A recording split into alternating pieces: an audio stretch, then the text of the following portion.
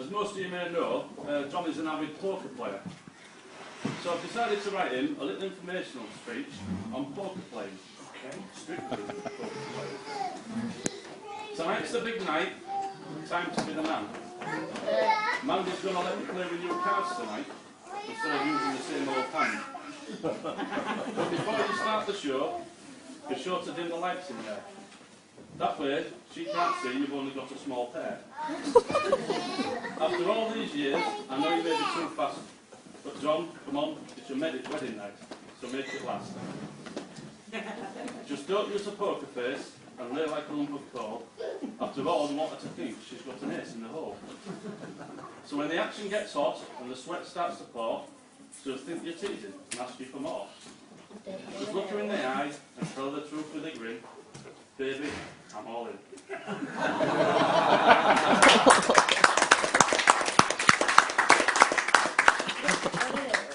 Well, my name's Paul, and as you've guessed it, I'm the best man.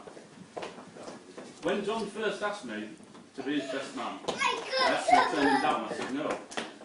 The thought of standing in front of you all today filled me with dread and fear. And then I remembered I've been married for over 20 years, and this would give me the perfect opportunity to see if I could speak more than one sentence without being interrupted. And I also realised that John had come round to my way of thinking, and he's publicly admitted that I am in fact the best man. It's a great honour to be the best man, and with that comes a role, writing this speech. And to be honest with you, to make the process a bit easier, I decided to turn the internet for some help. The obvious place seems to be the internet. So with a multitude of resources at my fingertips, I began searching the web. And after a couple of hours, I found some really good stuff. And then I remembered I was supposed to be looking for speech ideas. I did in fact find some good speech ideas, but unfortunately, none were about a couple named John and Mandy.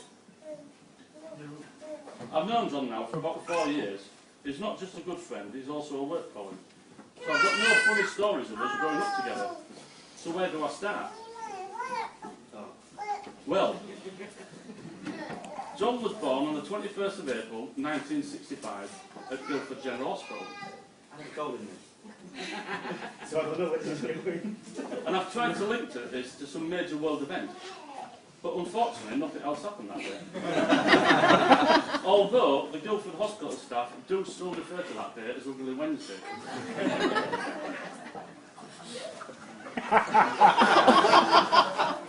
Unfortunately, John was a slow starter. At infant school, John was different to all the other 5-year-olds. He was 11. John did eventually finish school at the age of 26. He then started work, and he eventually arrived at my workplace, and we became good friends. But I thought it only fair to find out what other people thought about him. So I asked our boss what the thoughts were of John. And I was actually very surprised when Kenny told me that John is regarded as godlike. Why godlike, I asked. Well, we never see him, and if he does any work, it's a miracle. And it did used to be true that John would drink 4 cups of coffee before leaving the depot to start work. That has actually now stopped, and saying it was keeping him awake. John does often arrive late for work, but he does make up for this by leaving early. And that's now brought us to today. So John, I have actually got some marriage advice for you. And as I've been married for so long, I think I'm well qualified. So John, as you start married life, you'll need to know who wears the trousers in this relationship. And then I advise you do everything she says.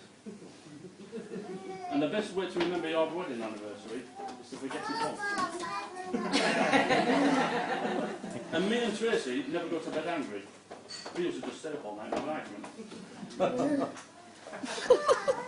And I have a poem here that describes the perfect groom. The perfect groom is never harsh, cruel or mean. He has a beautiful smile.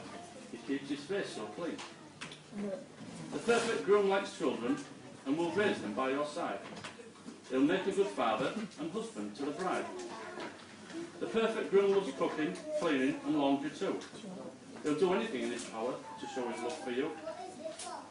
The perfect groom is sweet, reciting poetry from your name. Is the best friend to your mother, and he kisses away your pain. Never makes you cry or hurt you in any way. And if this poem stands to be true, then John, you really are gay.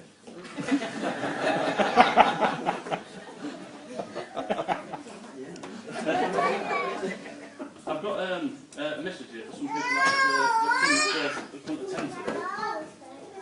To John, hope you have a wonderful day. Sorry we can't be with you to celebrate this happy day with you. Thinking of you. And that's from all the girls at the Blue Oyster Lap Dancing Club in Liverpool.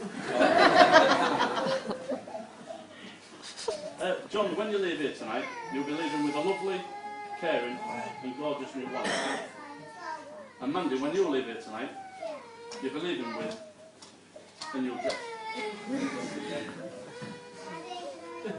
To be serious for a minute though, Mandy, John, you do make a lovely couple, and we all wish you the most happiness for the future. So ladies and gentlemen, let's have a toast to the bride and groom. To Mandy and John. May the roof above you never fall in, and may you both never fall in. Thank you very much.